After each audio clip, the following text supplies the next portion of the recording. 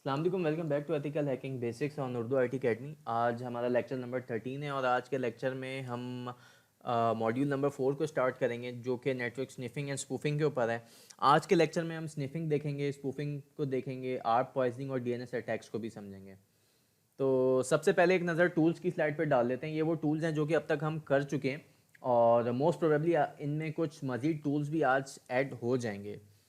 तो सबसे पहले बात कर लेते हैं कि भाई नेटवर्क स्निफिंग क्या होती है। नेटवर्क स्निफिंग या पैकेट स्निफिंग एक ऐसी टेक्निक होती है जिसमें कोई भी अटैकर आके किसी नेटवर्क को पॉइजन करने की कोशिश करता है और उस नेटवर्क पे एट द रियल टाइम जो कम्युनिकेशन हो रही होती है, जो पैकेट्स ट्रांसमिट हो रहे होते हैं, जो डेटा इन मोशन होता है उस नेटवर्क पे, उसको इंटरसेप्ट या रीड करने की कोशिश करता है। ठीक हो गया, this is called network sniffing. इसमें होता क्या है, इसमें होता ये है कि अगर आपका नेटवर्क पॉइजन हो गया और कोई भी अटैकर आया, उसने आपका नेटवर्क पॉइजन करा और नेटवर्क पे जो कम्युनिकेशन हो रही है उसको रीड करने की कोशिश कर रहा है, तो आपका जो भी अनएनक्रिप्टेड डेटा एट द टाइम उस नेटवर्क के ऊपर ट्रांसमिट हो रहा है वो उस अनएनक्रिप्टेड डेटा को रीड कर सकता है एंड समटाइम्स उसको मॉडिफाई करके आगे भी ट्रांसमिट कर सकता है। एक मैंने यहाँ पे क्लिप आर्ट लगाया है जिसमें एक होस्ट ए है और होस्ट बी है। ये दोनों अपने अपने राउटर से कनेक्ट हैं, राउटर ए और राउटर बी। एक अटैकर आया और वो राउटर ए और राउटर बी के बीच में जो भी कम्युनिकेशन हो रही है उसको स्निफ करने की कोशिश कर रहा है। ये अटैकर क्या कोशिश कर रहा है कि इस इन दोनों राउटर्स के बीच में जो भी अनएनक्रिप्टेड डेटा ट्रांसमिट हो रहा है मैं उसको किसी भी तरीके से रीड कर लूँ और अपने पास कैप्चर करके जमा कर लूँ। वो उसके किसी भी काम का, किसी भी मकसद के लिए, किसी भी पर्पस के लिए वो कर सकता है। उसका पर्पस ये भी हो सकता है कि भाई मैं एक कॉर्पोरेट है, उसमें मतलब एक फाइनेंशियल पोर्टल चल रहा है और वो अनइनक्रिप्टेड प्रोटोकॉल के ऊपर चल रहा है। मीन्स के वो लोग एसएसएल या टीएलएस यूज़ नहीं कर रहे, they are using plain HTTP to transmit the data over the web, जो भी उनका वेब पोर्टल है।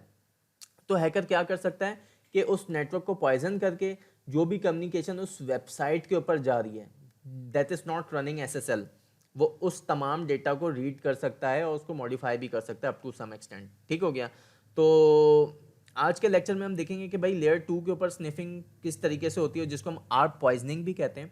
और एक मैंने यहाँ पे एक बहुत इंपॉर्टेंट बात, क्योंकि मोस्ट ऑफ द टाइम हम लोग सिर्फ यही सोचते हैं कि यार स्निफिंग जो होती है ना उसमें सिर्फ अनएनक्रिप्टेड जो भी डेटा होता है उसको रिवील किया जा सकता है। ऐसा नहीं है। बाज़ औक़ात एक पर्टिकुलर स्ट्रेटजी को यूज़ करते हुए जिसमें अगर कोई भी हैकर आपके डिवाइस के ऊपर अपना सर्टिफिकेट इंस्टॉल करा दे तो वो आपका इनक्रिप्टेड डेटा भी इंटरसेप्ट करके रीड कर सकता है। ठीक हो गया। जो भी आपके एयरपोर्ट्स के जो हॉटस्पॉट्स होते हैं, पब्लिक वाईफाईज होते हैं, बाज़ औक़ात जब भी आप एयरपोर्ट पर जाएं हॉटस्पॉट कनेक्ट करें या वाईफाई कनेक्ट करें, वो कहता है कि ठीक है जी आप ये फ्री हॉटस्पॉट या वाईफाई तो यूज़ कर सकते हैं बट ये यूज़ करने के लिए आपको ये हमारा सर्टिफिकेट इंस्टॉल करना पड़ेगा। उस सर्टिफिकेट इंस्टॉल करने से क्या होता है, आपका वो डेटा, वो कम्युनिकेशन जो कि इनक्रिप्टेड है वो उसको ऑफलोड करा लेते हैं, उसको भी रीड कर लेते हैं। ठीक हो गया। ये जब हम बर्ब पढ़ेंगे तो उसमें इस कॉन्सेप्ट को बखूबी समझेंगे कि ये एसएसएल ऑफलोड किसी भी man in the middle attack में किस तरीके से किया जा सकता है, उसको भी हम देखेंगे। लेकिन अभी जो हम बात करेंगे वो हम अनइनक्रिप्टेड डेटा को स्निफ करने की बात करेंगे। अगर नेटवर्क पे कोई ऐसी कम्युनिकेशन किसी अनइनक्रिप्टेड प्रोटोकॉल के ऊपर हो रही है तो हम उसको किस तरीके से रीड या स्निफ कर सकते हैं, ओनली अनइनक्रिप्टेड कम्युनिकेशन। ठीक हो गया। स्पूफिंग की बात कर लेते हैं। स्पूफिंग एक ऐसी टेक्निक है जिसमें somebody, any attacker tries to hide himself with the false identity. ठीक हो गया। इसकी एग्जांपल क्या हो सकती है, हमने एक हमारा लेक्चर था सोशल इंजीनियरिंग का, आई थिंक लेक्चर 6 या 7 था। इसमें हमने ईमेल स्पूफिंग करी थी। उसमें मैंने क्या करा था, एक छोटी सी एक हमने लैब करी थी जिसमें kashif@urduitacademy.com के ईमेल एड्रेस को यूज़ करते हुए हमने किसी भी विक्टिम को ईमेल भेजी थी और उसके पास जो ईमेल आई थी वो kashif@urduitacademy.com के ईमेल एड्रेस से आई थी। अब जिसको भी ये ईमेल रिसीव हुई वो यही समझेगा कि उसे ईमेल काशिफ इकबाल ने भेजी है from Urdu IT academy, but ultimately वो ईमेल एड्रेस स्पूफ था और वो ईमेल जो उसके पास आई थी वो एक हैकर की तरफ से आई थी who was trying to trap that user. ठीक हो गया। तो this is an example of email spoofing कि अपनी आइडेंटिटी को किसी भी हैकर ने एक फॉल्स ईमेल के थ्रू हाइड कर दिया, फॉल्स ईमेल के थ्रू वो कम्युनिकेट करने की कोशिश कर रहा है। ठीक हो गया। इसी तरीके से डीएनएस स्पूफिंग है। डीएनएस स्पूफिंग में हम आगे पढ़ेंगे क्या होता है, जिसमें हम डीएनएस को फॉल्स आईपी एड्रेस के थ्रू हाइड कर देते हैं, एक्चुअल आईपी एड्रेस पे रिजॉल्व नहीं कराते। इसी तरीके से मैक स्पूफिंग है। मैक स्पूफिंग में आप अपने मैक को किसी फॉल्स मैक के से रिप्लेस करा देते हैं। एंड सिमिलरली एसएमएस स्पूफिंग और आईपी स्पूफिंग। एसएमएस स्पूफिंग की एक छोटी सी एग्जांपल ये हो सकती है कि आपके पास किसी भी आपके फ्रेंड का मैसेज आया, बट वो एक्चुअली उस फ्रेंड ने नहीं करा था, वो एक अटैकर ने करा था, और सेम आपके फ्रेंड के नंबर से मैसेज आ गया। This is called SMS spoofing. ये किस तरीके से हो सकती है, इसकी एक छोटी सी हिंट दे देता हूँ कि किसी भी हैकर ने एसएमएस गेटवे को, कोई भी वल्नरेबल एसएमएस गेटवे था, उसको कॉम्प्रोमाइज कर लिया। उस एसएमएस गेटवे को कॉम्प्रोमाइज करने के बाद that hacker is capable of sending SMS from that SMS gateway. अब वो क्या करेगा, जो भी एसएमएस सेंड करेगा उसकी जो हेडर इन्फॉर्मेशन होगी उसके अंदर आपके फ्रेंड का नंबर डाल देगा। जब आपको एसएमएस रिसीव होगा तो आपको ऐसा लगेगा कि आपके फ्रेंड के नंबर से मैसेज आया है, बट एक्चुअली आपके फ्रेंड ने वो मैसेज नहीं करा। ठीक हो गया। तो दिस इज स्पूफिंग, अपने आप को फॉल्स आइडेंटिटी से हाइड करा देना। नाउ डीएनएस स्पूफिंग की अभी मैं बात कर रहा था प्रीवियस स्लाइड में कि व्हाट इज डीएनएस स्पूफिंग। तो डीएनएस स्पूफिंग या डीएनएस पॉइजनिंग एक ऐसा अटैक होता है जहां पे किसी भी विक्टिम को ये फोर्स किया जाता है कि वो एक्चुअल वेबसाइट पे रीडायरेक्ट होने के बजाय फेक वेबसाइट की तरफ नेविगेट हो जाए। ठीक हो गया। For example, Urdu IT academy की रियल वेबसाइट ये है urduitacademy.com, और इसका IP एड्रेस है 192.168.10.11। ये रियल वेबसाइट है, ये रियल डोमेन है, और इस रियल डोमेन का जो IP एड्रेस है 192.168.10.11 है। एक क्लाइंट ने रिक्वेस्ट करी अपने DNS सर्वर को कि मुझे urduitacademy.com ब्राउज करनी है, तो काइंडली इसका IP एड्रेस रिजॉल्व करा दो। क्योंकि ये DNS सर्वर एक अटैकर आके उसने इसके अंदर एक फेक एंट्री इंजेक्ट कर दी थी, इस DNS सर्वर को कॉम्प्रोमाइज़ कर दिया था। तो उसने क्या करा, अटैकर ने इस DNS सर्वर को कॉम्प्रोमाइज़ करके इसके अंदर एक फेक एंट्री इंजेक्ट कर दी कि भाई urduitacademy.com का जो IP एड्रेस है वो 10.11 नहीं है, 10.12 है। अब क्या होगा कि इस क्लाइंट के रिक्वेस्ट करने पे जो वेबसाइट रिजॉल्व होगी वो फेक वेब सर्वर की होगी, ये वाली वेबसाइट रिजॉल्व होगी, ये वाला IP एड्रेस रिजॉल्व होगा, जो भी DNS रिक्वेस्ट रिजॉल्व होगी। ठीक हो गया। This is called DNS spoofing. इसको हम DNS पॉइजनिंग भी कहते हैं कि आपने DNS सर्वर को पॉइजन कर दिया, DNS की कैशे को पॉइजन कर दिया बाय एनी मीन।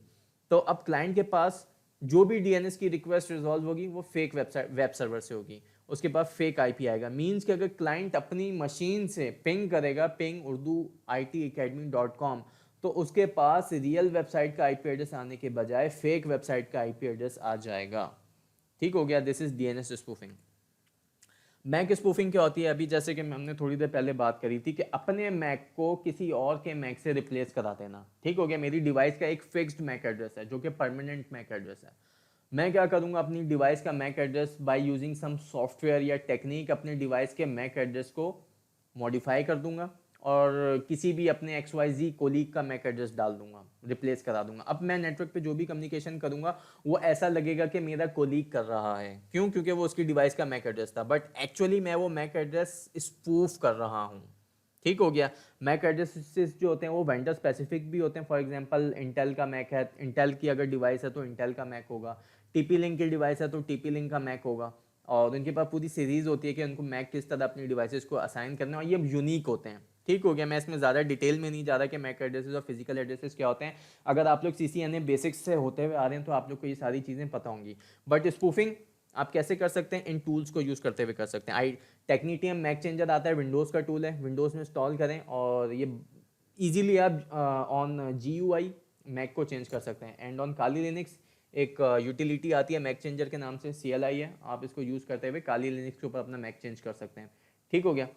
और आर्प पॉइजनिंग के ऊपर बात कर लेते हैं। स्निफिंग में मैंने आपको ऊपर मेंशन भी करा हुआ था पावर पॉइंट के अंदर कि हम जो लेयर 2 के ऊपर जो स्निफिंग होती है वो हम करते हैं यूजिंग आर्प पॉइजनिंग। ठीक है। आर्प पॉइजनिंग क्या है? आर्प पॉइजनिंग समझने से पहले हम ये देख लेते हैं कि भाई आर्प क्या है। आर्प कहलाता है एड्रेस रेजोल्यूशन प्रोटोकॉल। वो लोग अगेन जो कि CCNA के बैकग्राउंड से आ रहे हैं उनको आर्प बखूबी पता होगा, बट अगेन मैं एक हल्का सा ओवरव्यू दे देता हूँ कि आर्प एक ऐसा प्रोटोकॉल है जिसके थ्रू IP एड्रेस को मैक एड्रेस के ऊपर मैप किया जाता है। ठीक हो गया। हमारी नेटवर्क्स पे जो भी कम्युनिकेशन होती है वो हम इनिशियली IP एड्रेसेस को या डोमेन्स को देखते हुए करते हैं। ठीक है। डोमेन रिजॉल्व होता है IP एड्रेस में और IP एड्रेस रिजॉल्व होता है डेटा लिंक लेयर पे आके मैक एड्रेस में। अब ये मैक एड्रेस किस तरीके से रिजॉल्व करा जाए, तो उसके लिए एक प्रोटोकॉल इंट्रोड्यूस करा लिया गया जिसको हम कहते हैं ARP, address resolution protocol. Address resolution protocol layer number 2 पे चलता है जो कि डेटा लिंक लेयर है। यहाँ पे डेटा लिंक लेयर ये जो आपकी आ रही है ऑरेंज कलर की, इस लेयर के ऊपर होता यह है कि जो भी कम्युनिकेशन आती है इस लेयर को आईपी एड्रेसेस नहीं पता। ठीक हो गया। अगर इसके पास कोई आईपी एड्रेस आएगा तो ये उस आईपी एड्रेस को नहीं समझती। नेटवर्क लेयर ने लेयर नंबर 3 ने डेटा लिंक लेयर को एक आईपी एड्रेस दिया कि भाई इस आईपी एड्रेस तक ये डेटा पहुंचा दो। तो डेटा लिंक लेयर क्या करेगी, आपका प्रोटोकॉल यूज करते हुए उस आईपी एड्रेस को एक पर्टिकुलर मैक में रिजॉल्व करा लेगी। ठीक हो गया। और उस मैक के ऊपर फिर वो जो भी कम्युनिकेशन होगी वो करेगी। ये कम्युनिकेशन यूजली नेटवर्क के ऊपर एक ब्रॉडकास्ट जनरेट होती है। वो ब्रॉडकास्ट दिखती कैसी है, मैं आप लोग को दिखाने की भी कोशिश करता हूँ। मैं खोल लेता हूँ वायरशार्क और मैं ये दिखाना चाह रहा हूँ कि भाई आपकी रिक्वेस्ट कैसी होती है। आप लोगों ने अक्सर पढ़ा होगा जो CCNA के बैकग्राउंड से आ रहे हैं कि एड्रेस रेजोल्यूशन प्रोटोकॉल नेटवर्क के ऊपर ब्रॉडकास्ट हो रही है कि भाई फलाने आईपी एड्रेस का मैक एड्रेस क्या है, वो कौन है। तो जिसका वो पर्टिकुलर मैक एड्रेस होता है वो रिस्पॉन्ड करता है कि I am the device with this particular IP address, मेरा ये आईपी इस आईपी का ये मैक है। तो वो खुद रिस्पॉन्ड करता है, आप रिस्पॉन्ड करता है। तो अभी हम वो देखने की कोशिश करते हैं। मैंने वायरशार्क लोड करा लिया है और ठीक हो गया। मैंने अपना इंटरफेस सेलेक्ट कर लिया और अब मैं यहाँ पे अगर एक आके फिल्टर लगाऊं आर्प, तो ये आ रही है आर्प की तमाम रिक्वेस्ट। ठीक हो गया। ये सोर्स है और ये डेस्टिनेशन है। और इसमें क्या कहा कि who has the IP address 192.168.0.1, किसको बताना है 192.168.0.3, टेल 192.168.0.3 मीन्स के 192.168.0.3 ने नेटवर्क पे एक ब्रॉडकास्ट जनरेट करी कि 192.168.0.1 किसका आईपी एड्रेस है। ठीक हो गया। अब जो इसको अब होगा क्या, ये ब्रॉडकास्ट गई, टेक्निकली किसको रिस्पॉन्ड करना चाहिए था 192.168.0.1, जो कि खुद है वो रिस्पॉन्ड करेगा कि जी मैं हूं और ये मेरा मैक एड्रेस है। ये आ गई अगली रिस्पॉन्स, अगला ही रिस्पॉन्स आ गया कि इस डिवाइस ने रिस्पॉन्ड करा कि 192.168.0.1 is at this MAC address. यहाँ पे मैक एड्रेस रिजॉल्व हुआ। ये एक्चुअल आपका प्रोसेस है कि आप एड्रेस रेजोल्यूशन प्रोटोकॉल किस तरीके से काम करता है। अगेन अगली एक और आपकी ब्रॉडकास्ट आई नेटवर्क पे। ठीक हो गया। ब्रॉडकास्ट क्या आई कि who has this IP address 192.168.0.11, और कौन जानना चाह रहा है, मेरा गेटवे, मेरा जो राउटर है वो जानना चाह रहा है कि भाई 192.168.0.1 कौन है। इसके पास इससे भेजने के लिए इसके पास कोई डेटा होगा या इसको इससे कनेक्ट करना होगा। ठीक हो गया। तो अब ये ब्रॉडकास्ट कंटिन्यूसली नेटवर्क पे जनरेट हो रही है लेकिन अभी तक इसका कोई रिस्पॉन्स नहीं आ रहा। ठीक हो गया। और अगेन ये फिर दोबारा ये 0.103 ने एक रिक्वेस्ट जनरेट करी ब्रॉडकास्ट के भाई कौन है। तो ये इस तरीके से आप काम करता है। अगर आप वायरशार्क में आए और आपका इस तरीके से यहाँ पे फिल्टर लगा दें तो आपके पास तमाम आपकी रिक्वेस्ट आ जाएंगी कि वो किस तरीके से आपकी रिक्वेस्ट एक्चुअली दिखती है। Now coming towards the power point. तो ये था आर्प। अच्छा, आपके जो सिस्टम जो है ना उसमें आर्प का एक टेबल होता है। ठीक है, जो कि जहाँ पे आपकी एंट्रीज मेंटेन हो रही होती है। वो आपका टेबल दिखता कैसे है, आप CMD पे आएंगे और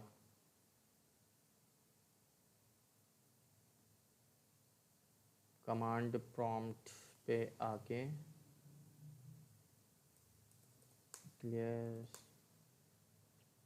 आर्प -a, मैंने आर्प -a लिखा तो मेरे जितने भी इंटरफेसेस हैं उनके उनकी एंट्रीज आ गई, जो भी उनकी आपकी आर्प की एंट्रीज हैं। अब मेरा जो वाईफाई का जो इंटरफेस है वो ये रहा। ठीक हो गया, 192.168.0.103, और इसके पास आर्प टेबल में ये एंट्रीज पड़ी हुई हैं। 192.168.0.1 का जो फिजिकल एड्रेस जो है, जो मैक एड्रेस है उस डिवाइस का, वो ये है। अब लेयर 2 पे जो भी कम्युनिकेशन होगी वो इस फिजिकल एड्रेस के ऊपर करेगा। ठीक हो गया। अब ये चीज़ समझने के बाद अब हम इस चीज़ को आसानी से समझ सकते हैं कि भाई आर्प पॉइजनिंग किस तरीके से चलती है। आर्प पॉइजनिंग में क्या होता है, आर्प पॉइजनिंग में जब भी नेटवर्क पे कोई भी आर्प की ब्रॉडकास्ट जनरेट होती है तो उसको अटैकर रिस्पॉन्ड कर देता है कि भाई I am the person with this particular IP address. ठीक हो गया। होस्ट ए है, ये यहाँ पे जो मैंने क्लिप आर्ट लगाया है होस्ट ए है, इसको होस्ट बी तक जाना है। ठीक हो गया। लेयर 2 पे अब जो भी कम्युनिकेशन होती है वो मैक एड्रेसेस के ऊपर होती है, लेकिन होस्ट ए होस्ट बी को उसके आईपी एड्रेस से जानता है। तो होस्ट ए क्या करेगा, नेटवर्क के ऊपर एक ब्रॉडकास्ट जनरेट करेगा। वो ब्रॉडकास्ट क्या होगी, वो ये पूछेगा नेटवर्क पे कि 10.10.10.20 जो कि होस्ट बी का आईपी एड्रेस है, वो कौन है, वो अपना मैक एड्रेस के साथ मुझे रिस्पॉन्ड करे। तब क्या होगा कि एक अटैकर आ गया और अटैकर ने कहा कि जी 10.10.10.20 का जो मैक एड्रेस है वो है ये वाला मैक एड्रेस, ये जो अटैकर ने अपना मैक एड्रेस दे दिया। ठीक हो गया। अब होस्ट ए क्या करेगा, होस्ट ए को होस्ट बी तक जो भी डेटा भेजना था वो अटैकर को भेज देगा, और अटैकर क्या करेगा, उस डेटा को देखेगा, स्निफ करेगा, जो भी उसको चीज़ नजर आएगी और फिर वो उसको फॉरवर्ड कर देगा होस्ट बी तक। एक चीज़ कहलाती है वन वे फॉरवर्डिंग स्निफिंग में, और एक चीज़ कहलाती है two way forwarding. One way forwarding में क्या होता है कि आप सिर्फ जो है एक साइड का डेटा लेते हो, उसको देखते हो, आगे भेज देते हो। टू वे फॉरवर्डिंग में क्या होता है कि आप डेटा आगे, आप अटैकर से जो भी नेटवर्क पॉइजन कर रहे होते हो, अटैकर डेटा लेता है, उसको आगे भेजता है, फिर उसका रिस्पॉन्स भी लेता है, और फिर अगेन वो पीछे जो भी विक्टिम मशीन होती है जिस नेटवर्क को उसने पॉइजन करा होता है उसको देता है रिस्पॉन्स। ठीक हो गया। तो दिस इज ये टू वे की एग्जांपल मैंने आप लोगों को दी है। मैंने यहाँ पे लिखा हुआ भी है कि यहाँ पे अटैकर क्या कर रहा है, attacker is responding to the broadcast on the network के होस्ट सी का जो एक्चुअल मैक एड्रेस है, वो अटैकर कह रहा है कि मैं खुद, मतलब होस्ट बी का जो मैक एड्रेस है, अटैकर कह रहा है कि मैं खुद हूँ। ठीक हो गया। So this is called ARP poisoning. Now अब हम जो टूल्स जो यूज़ करने लगे हैं वो हम कौन से टूल्स यूज़ करेंगे। एक टूल आता है कैनेबल, काफ़ी पुराना टूल है, और विंडोज़ 7 और या विंडोज़ एक्सपी पे मैं रिकमेंड करूँगा इसको यूज़ करें, विंडोज़ 10 पे ना करें। क्योंकि इसकी कोई प्रॉपर विंडोज़, मतलब ये काफ़ी पुराना टूल है और इसके बाद मेरा नहीं ख्याल कि इसकी कोई 8-10 साल से कोई शायद अपडेट या कोई रिलीज़ आई है। ठीक हो गया। तो विंडोज़ एक्सपी पे ये बखूबी अच्छे तरीके से कॉम्पेटेबल है। और काली लिनक्स में एक टूल आता है आर्ट स्पूफ के नाम से, वो हम यूज़ करेंगे। एंड अगेन इन दोनों टूल्स के साथ हम वायरशार्क को रन करेंगे देखने के लिए कि भाई कितनी कम्युनिकेशन हमारे सिस्टम से गुजर रही है। जो भी हमारे इंटरफेस से गुजरेगी, वायरशार्क उस कम्युनिकेशन को इंटरसेप्ट करके हमें बताएगा। ठीक हो गया। अच्छा, एक मोस्ट इंपॉर्टेंट नोटिस कि your network card must support promiscuous mode. Promiscuous mode क्या होता है? प्रोमिस्कस मोड हम मॉनिटरिंग मोड को भी कहते हैं। आपका नेटवर्क कार्ड इस मोड को सपोर्ट करना चाहिए कि वो मॉनिटरिंग मोड पे शिफ्ट हो सके। ठीक हो गया। मेरा जो वाईफाई कार्ड है, मेरे लैपटॉप का डिफ़ॉल्ट वाईफाई कार्ड, और मोस्ट ऑफ द टाइम जो डिफ़ॉल्ट वाईफाई कार्ड्स होते हैं वो प्रोमिस्कस मोड को सपोर्ट नहीं करते। ठीक हो गया। लैन कार्ड सपोर्ट कर लेते हैं लेकिन वाईफाई कार्ड्स सारे नहीं सपोर्ट करते, और लैन कार्ड भी सारे नहीं सपोर्ट करते। तो आप लोग को ये देखना पड़ेगा कि आपका जो नेटवर्क इंटरफेस है वो प्रोमिस्कस मोड को सपोर्ट करें।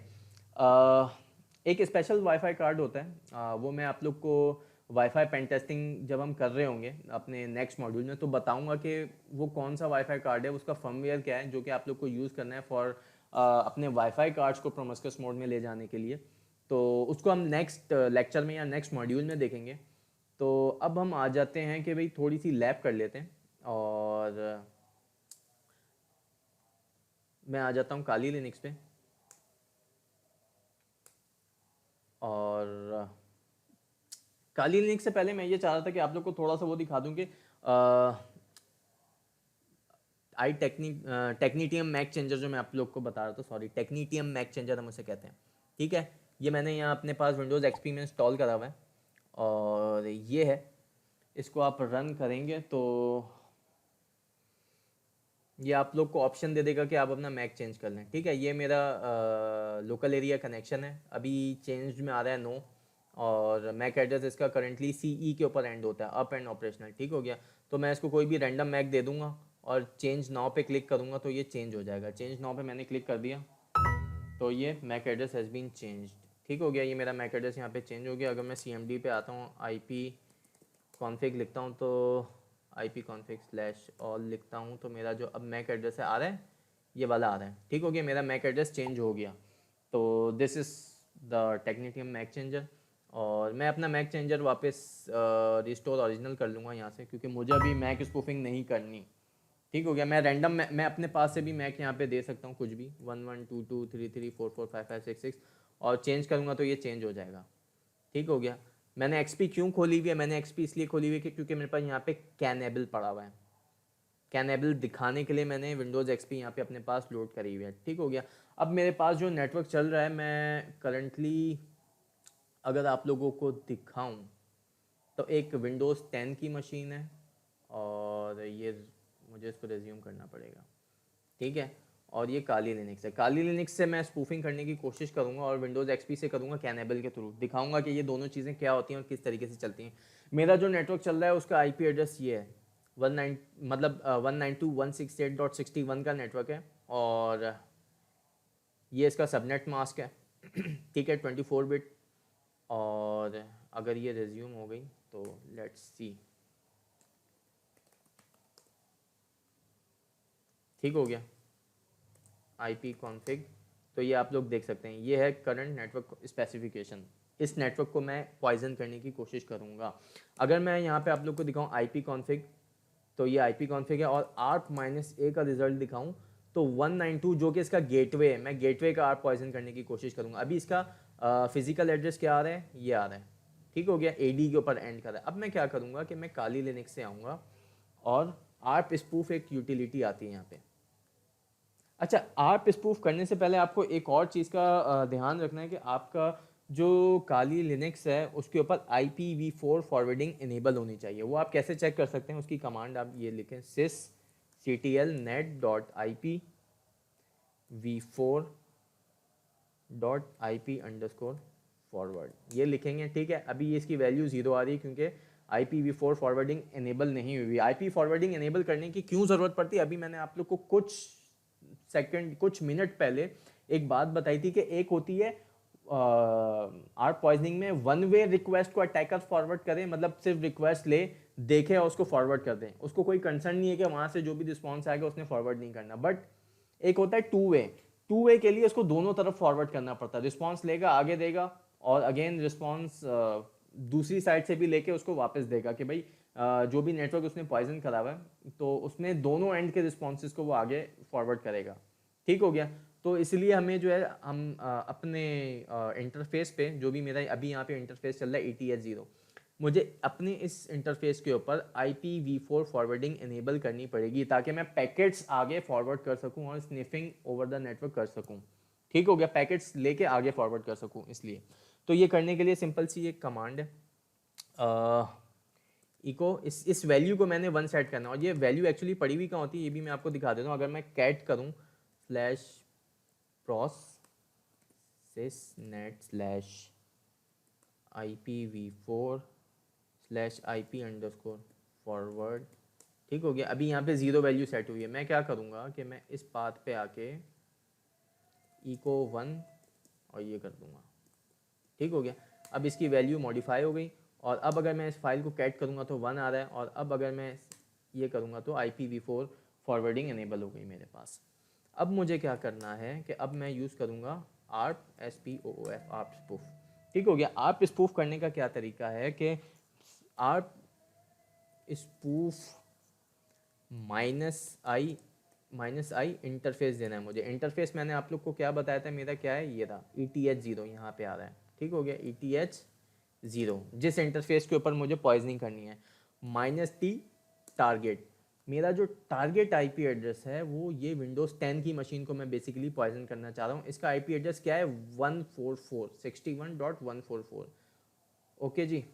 तो क्या होगा 192 क्यों नहीं चल रहा, 192.168.61.144, ठीक हो गया।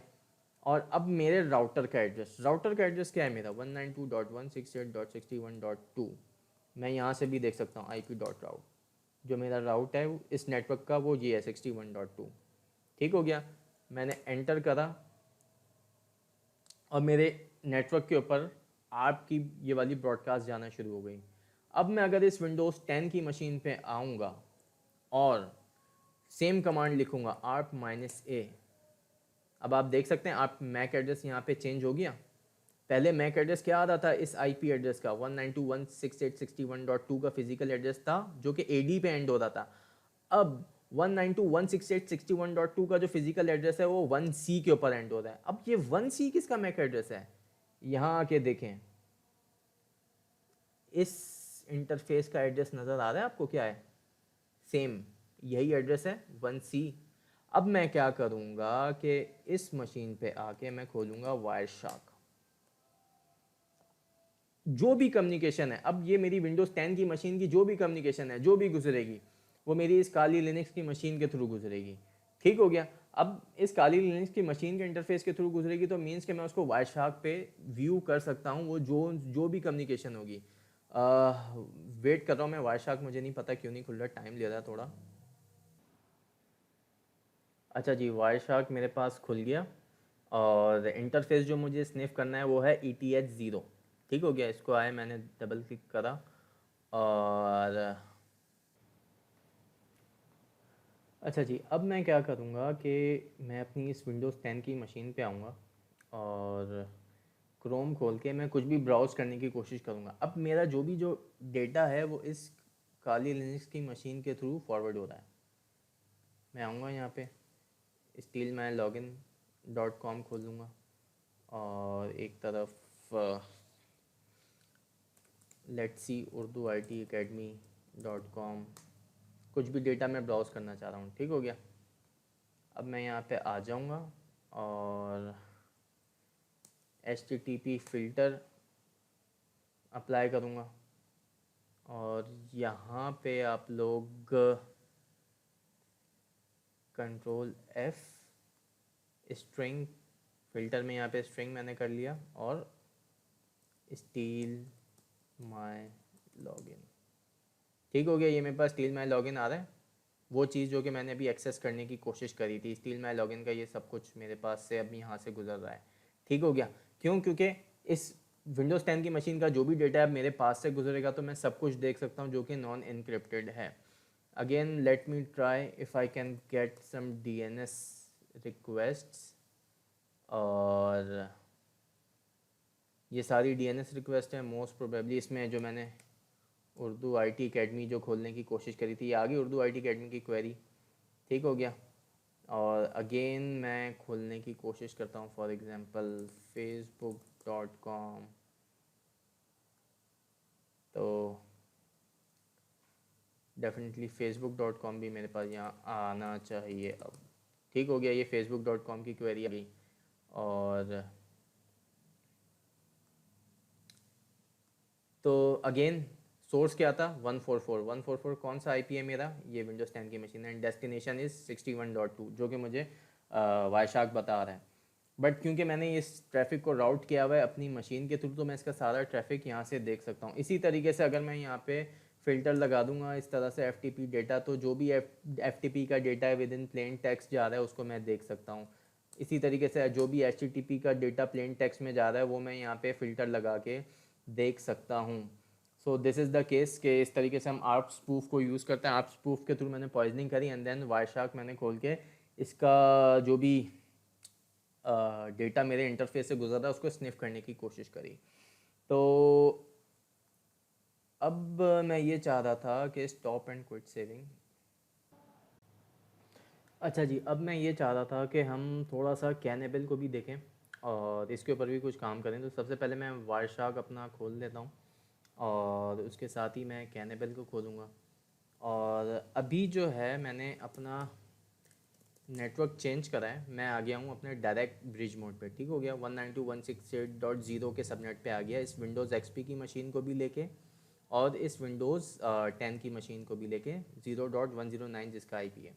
अब मुझे करना ये है कि मुझे इस नेटवर्क को पॉइजन करना है। ठीक हो गया, मैं क्या करूँगा, स्निफर पे आऊँगा और इन सबको एड्रेसेस को रिमूव करूँगा, स्निफर एक्टिव करूँगा और यहाँ पे आके मैं अपना नेटवर्क स्कैन करूँगा।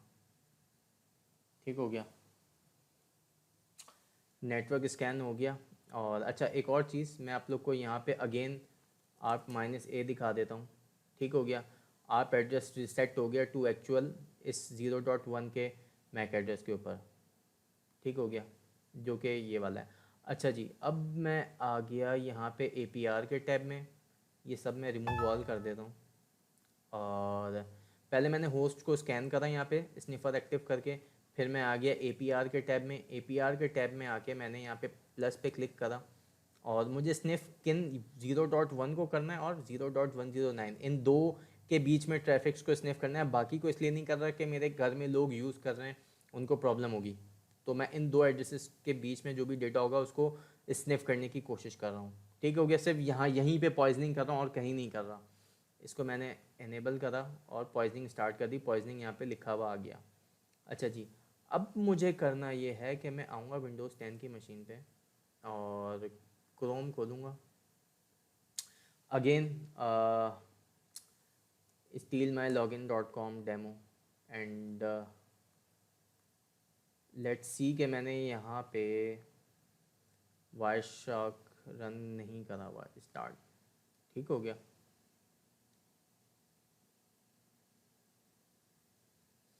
और अच्छा जी, अब अगर मैं यहाँ पे वापस आके आर्प माइनस ए लिखता हूँ तब आप देख सकते हैं कि मेरा आर्प फिर से रिसेट हो गया, चेंज हो गया, ठीक है। पहले ई पे एंड हो रहा था 86 ई पे, अब E3 CE पे एंड हो गया। अब ये कौन सा मैक एड्रेस है? अगर मैं विंडोज़ एक्सपी की मशीन पे आऊँ और आप लोगों को IP config /all दिखाऊँ तो ये है मेरा इस XP का मैक एड्रेस, जो कि यहाँ पे आके आप टेबल में अपडेट हो गया। मीन्स के ये वाली मशीन मेरी अब पॉइजन हो गया। अब इसका जो भी ट्रैफिक है वो गुजरेगा मेरे वायर शार्क से, वॉट एवर, ठीक हो गया। तो इस यहाँ विंडोज़ XP पर से गुजरेगा। अच्छा, इसमें एक और मोस्ट इंपॉर्टेंट चीज़, बाज़ औक़ात यहाँ पे हाफ़ राउटिंग हो रही होती है, ठीक है। हाफ़ राउटिंग आपकी तब हो रही होती है जब आपका जो है इंटरफेस प्रोमिस्कस मोड पे सपोर्टेड नहीं होता, तो आपके पास डेटा नहीं आएगा, या IPv4 फॉरवर्डिंग इनेबल नहीं होती तो कैनेबल प्रॉब्लम करता है। तो इसका बेहतरीन तरीका ये कि आप अपने सिस्टम का जिस पे भी करें, XP यूज़ करें या 7 यूज़ करें, फायरवॉल्स और एंटीवायरस इस तरह की चीज़ें बंद कर दें। और अब अगर मैं यहाँ पे आ गया तो ये मुझे दिखा रहा है कि भाई APR का ये टैब है।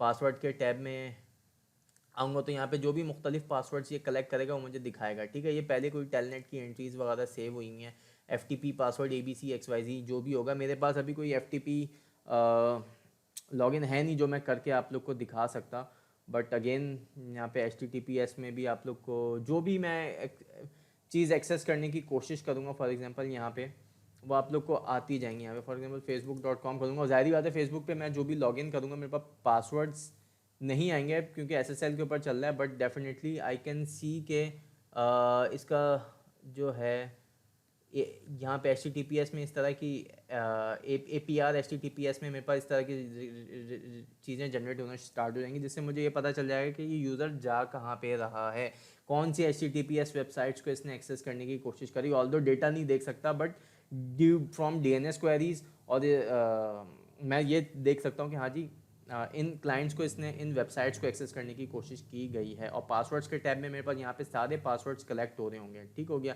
अगेन मैं यहाँ पे अगर फ़िल्टर लगाता हूँ DNS का तो ये तमाम यहाँ पे DNS क्वेरीज आ जाएंगी मेरे पास। और अगर मैं कंट्रोल F करके फ़िल्टर लगाऊँ स्ट्रिंग के ऊपर, for example steel my login, अब अच्छा ये इसका ज़रा पुराना वर्जन है तो डोंट नो उस वजह से प्रॉब्लम ना करो, बट अगेन DNS क्वेरीज यहाँ पे आ रही हैं। मैंने फेसबुक खोला था तो उसकी आ रही हैं DNS क्वेरीज, ठीक हो गया। अब अगेन मैं इस पे आके अगर मैं खोलता हूँ urduitacademy.com और इधर आ जाता हूँ विंडोज़ XP की मशीन में, तो कहीं ना कहीं यहाँ आना चाहिए urduitacademy.com।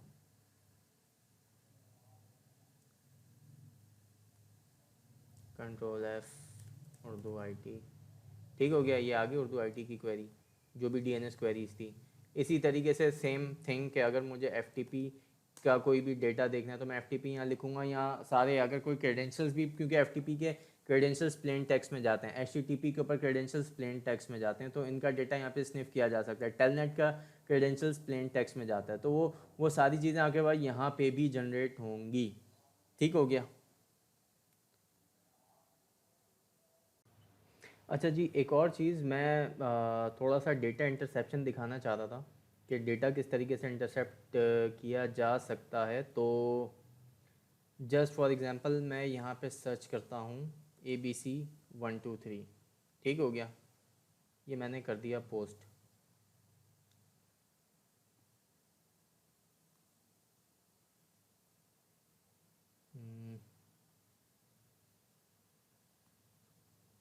ABC123, ठीक है। अच्छा, इसको कोई रिज़ल्ट नहीं मिला। हेलो 123, ये मल्टीपल चीज़ें मैंने पोस्ट कर दी, ठीक हो गया।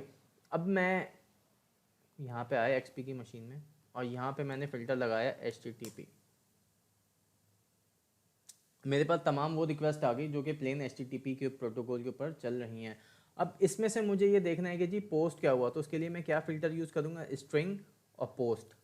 ठीक हो गया, फ्रॉम टॉप टू बॉटम जाऊँगा, और यहाँ पे अब मैं ये देख सकता हूँ कि मेरे पास जो भी डेटा आ रहा है ना, पोस्ट का आ रहा है। ठीक हो गया, और इसका अगर मैं कंटेंट देखने की कोशिश करूँ तो ये मेरे पास आ रहा है origin logindb.com, और अगेन कीवर्ड ABC123 जो कि मैंने सर्च करने की कोशिश करी थी। इसी तरीके से नेक्स्ट पोस्ट रिक्वेस्ट है, तो जितनी भी मेरी पोस्ट की रिक्वेस्ट है मैं इस तरीके से देख सकता हूँ कि पोस्ट लिख के सर्च करूँगा, एंड जो भी मैंने पोस्ट करा होगा वो मेरे पास यहाँ पे आ रहा होगा। ठीक हो गया, अभी मैंने पोस्ट करा था hello123। ठीक है, तो hello123 का ये HE यहाँ पे आ रहा है इस वाली पोस्ट रिक्वेस्ट में।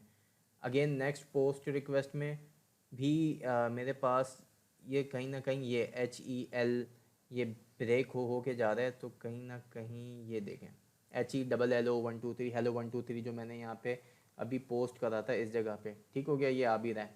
तो मैं इस तरीके से देख सकता हूँ कि क्या डेटा पोस्ट हो रहा है विदाउट, जो कि अनइनक्रिप्टेड प्रोटोकॉल पे जा रहा है।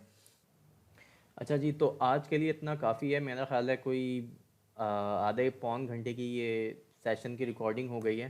तो इंशाल्लाह अगले लेक्चर में मुलाकात होती है। क्वेरीज़ हो तो आप लोग मेरे लिंक्डइन को फॉलो कर सकते हैं, मुझे लिंक्डइन पे रिक्वेस्ट कर सकते हैं। उर्दू IT अकेडमी के फेसबुक फ़ैन पेज को भी आप लाइक करें, और फेसबुक के ग्रुप में आप अपनी क्वेरीज़ पोस्ट कर सकते हैं। तो इंशाल्लाह मुलाकात होती है आपसे अगले लेक्चर में। अल्लाह हाफिज़।